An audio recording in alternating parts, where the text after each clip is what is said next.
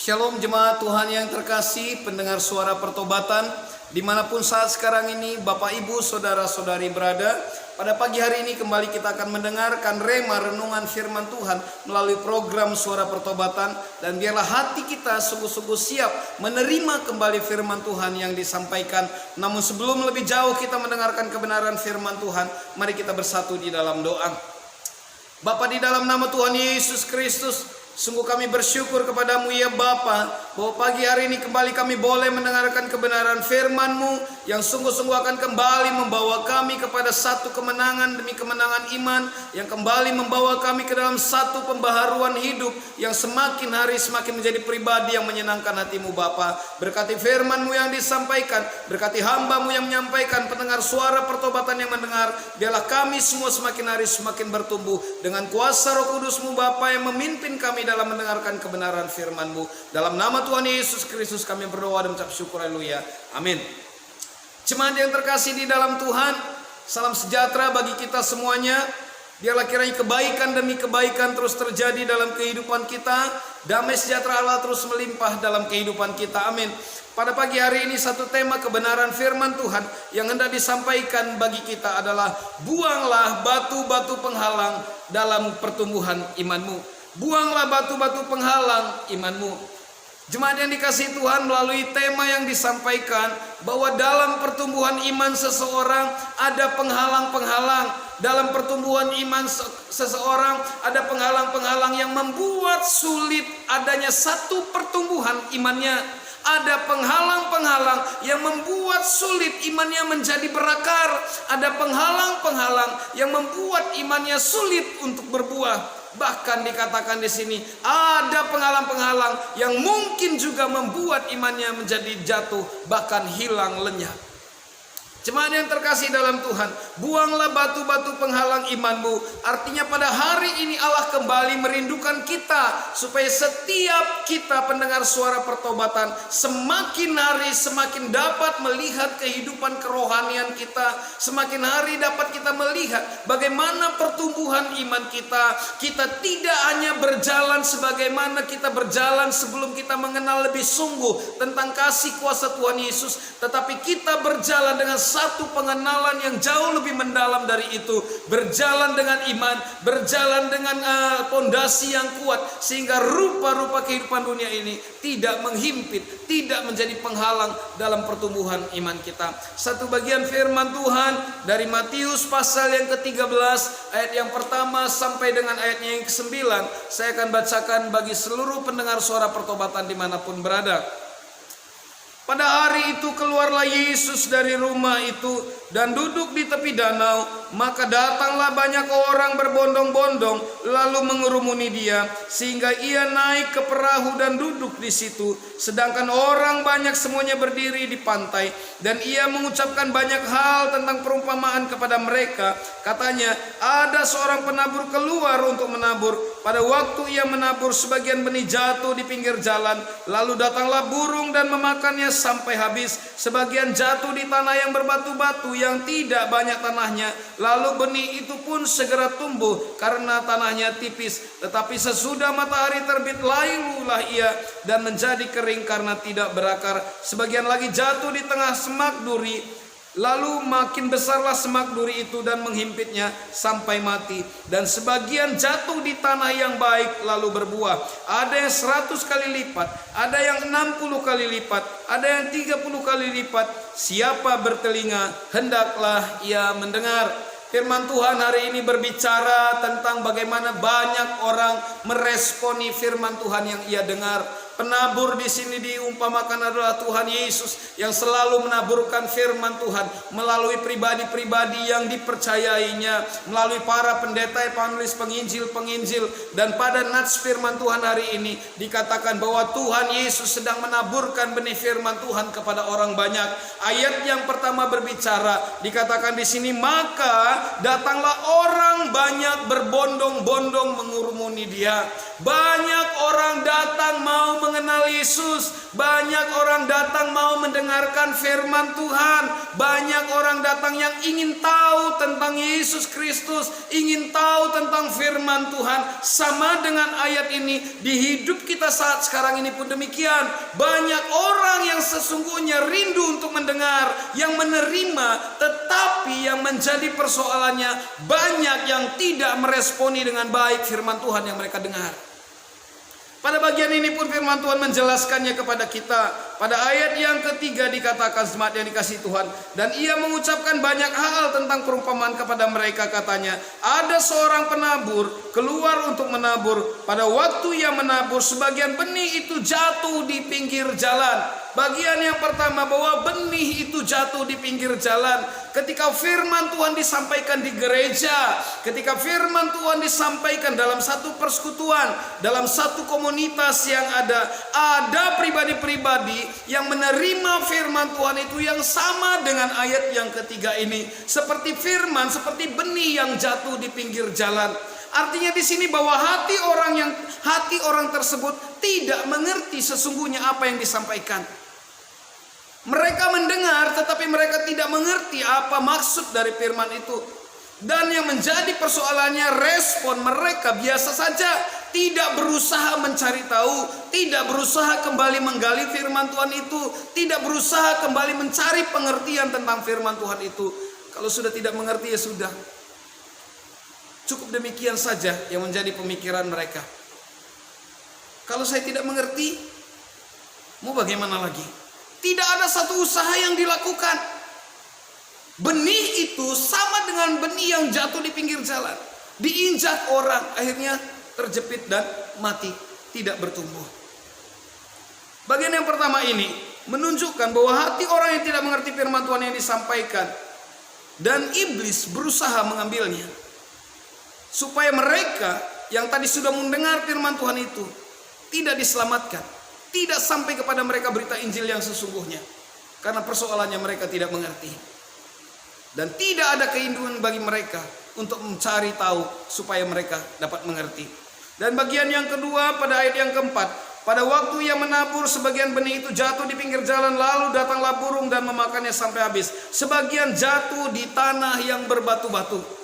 Bagian yang kedua ini bagian juga yang sangat menarik untuk kita mendengarkan firman Tuhan ini. Bahwa dikatakan di tanah yang berbatu-batu, hati orang yang mendengarkan firman Tuhan, sesungguhnya awal mereka menerima dengan baik, sesungguhnya mereka dapat menangkap dengan baik, sesungguhnya mereka mengerti dengan baik. Tetapi karena ada pencobaan, ada penindasan, ada persoalan, ada masalah yang terjadi di dalam kehidupan mereka, orang itu pun segera lupa dengan firman Tuhan itu.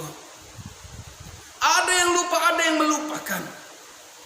Artinya di sini karena firman Tuhan tidak berakar kuat di dalam dirinya. Hatinya dalam kesiapan yang menerima firman Tuhan itu sangat tipis. Seperti tadi dikatakan jatuh di tanah yang berbatu-batu. Artinya tanah yang berbatu-batu, tanahnya itu hanya tipis saja. Tidak bisa membuat firman Tuhan itu, benih itu bertumbuh dengan baik. Karena dihimpit oleh batu-batu penghalang. Inilah yang menjadi persoalan tema kita pada hari ini. Allah mau supaya ketika saudara dan saya, kita semua pendengar suara pertobatan mendengarkan firman Tuhan, mari terlebih dahulu buang segala batu-batu penghalang itu dalam kehidupan kita. Allah mau supaya firman itu sungguh jatuh di hati saudara, hati yang sungguh-sungguh siap, hati yang sungguh-sungguh baik untuk ditaburi oleh kebenaran firman Tuhan. Batu-batu keegoisan, batu-batu kekhawatiran, batu-batu ketidaktaatan, batu-batu kekecewaan, batu-batu dendam, semuanya harus dicangkul dengan keikhlasan. Supaya ketika semuanya sudah dibersihkan, semua batu-batu penghalang itu dibersihkan, maka tanah itu sungguh menjadi tanah yang subur, yang siap ditanami benih. Ketika semua kekecewaan saudara, semua kekhawatiran saudara, semua hal-hal yang menjadi batu-batu penghalang dalam kehidupan saudara dibersihkan, hati saudara siap untuk mendengarkan kebenaran firman Tuhan, dan dia akan bertumbuh. Tetapi kalau masih ada batu-batu itu saudara, masih ada batu keegoisan, batu pikiran yang sia-sia, batu nafsu-nafsu dunia yang mengikat dalam kehidupan kita, sangat akan sulit firman Tuhan itu bertumbuh. Jadi oleh karena itu tergantung pada kita pribadi lepas pribadi. Apakah kita sudah siapkan diri kita ketika kita mendengarkan firman Tuhan, ada satu komitmen, ada satu respon yang sungguh kita siapkan, bahwa pasti dengan kebenaran firman Tuhan kita dapat bertumbuh. Jemaat yang dikasihi Tuhan, pada ayat yang kelima ini saudara dikatakan, sebagian jatuh di tanah yang berbatu-batu yang tidak banyak tanahnya, lalu benih itu pun segera tumbuh karena tanahnya tipis, dan menjadi kering karena tidak berakar. Mendengar firman Tuhan, tetapi akhirnya melupakannya. Mendengar firman Tuhan, menerima firman Tuhan dengan baik, tetapi persoalan datang, masalah datang, dan akhirnya firman itu pun dia tidak percayai. Inilah yang disebut dengan iman yang dangkal. Imannya sangat dangkal. Kalau dikatakan benih ditabur di tanah yang berbatu-batu, artinya dia hanya memiliki kualitas tanah yang sangat tipis, yang tidak akan bisa membuat dia bertumbuh dengan baik. Sehingga harus disingkirkan terlebih dahulu penghalangnya, supaya dia sungguh-sungguh tidak dangkal. Artinya ketika iman kita rasakan masih dangkal sampai hari ini, pasti masih ada batu-batu menghalang, yang menghalangi iman kita bertumbuh. Dan itu harus disingkirkan. Kita cangkul segala penghalangnya, kita cangkul kedalamannya dengan keikhlasan hati kita menerima firman Tuhan, dengan ketaatan kita menerima firman Tuhan, dengan cangkul kesetiaan kita kepada Tuhan, sehingga membuat kita akan sungguh-sungguh dapat semakin hari semakin dibersihkan, dan membuat iman kita semakin hari semakin bertumbuh di dalam Tuhan. Dan bagian selanjutnya ayat yang ke-7 dikatakan, sebagian lagi jatuh di semak-semak duri, lalu makin besarlah semak duri itu dan menghimpitnya sampai mati. Penghalang yang kedua, jemaat yang dikasihi Tuhan, dikatakan ada semak-semak duri. Semak-semak duri adalah semak-semak yang tidak berguna ketika kita hendak membuat tanaman kita menjadi baik. Semak-semak duri adalah penghalang. Semak-semak duri hanya menghalangi pertumbuhan benih yang kita taburkan. Dan semak-semak duri itu sesungguhnya saat sekarang ini, kalau itu ada di dalam hidup kita sampai hari ini, maka itu pun harus dibersihkan. Karena semak-semak duri hanya menjadi penghalang. Apakah semak-semak duri dalam kehidupan kita? Kekhawatiran yang terlalu berlebihan, itu adalah semak-semak duri. Tipu daya iblis tentang kekayaan, itu adalah semak-semak duri. Kenikmatan hidup yang seperti orang lain punya, rasa iri, membanding-bandingkan kehidupan kita dengan kehidupan orang yang tidak mengenal Tuhan, itu pun adalah semak-semak duri. Dan keinginan daging yang terus menjerat kehidupan kita, itu pun adalah semak-semak duri yang harus dibersihkan. Karena kalau terlalu besar kekhawatiran hidup kita, bagaimana mungkin iman kita bisa bertumbuh? Karena kalau terlalu besar keinginan kita untuk menjadi seorang yang kaya raya, untuk menjadi seorang yang terpandang, untuk menjadi seorang yang dihormati, untuk menjadi seorang yang diagung-agungkan, bagaimana mungkin firman Tuhan bisa bertumbuh dalam kehidupan kita? Kalau terlalu besar dikatakan keinginan daging menjerat kita, kehidupan kita selalu memperbandingkan dengan kehidupan orang lain. Kok dia tidak kenal Tuhan, tetapi begitu kehidupannya luar biasa, kekayaannya melimpah ruah. Saya yang sudah berserah kepada Tuhan, kehidupan saya sangat memprihatinkan. Jemaat yang dikasihi Tuhan, kehidupan seperti apa yang Tuhan maksud? Bahwa hidup kita sebagai orang percaya adalah hidup yang pasti akan diberkati.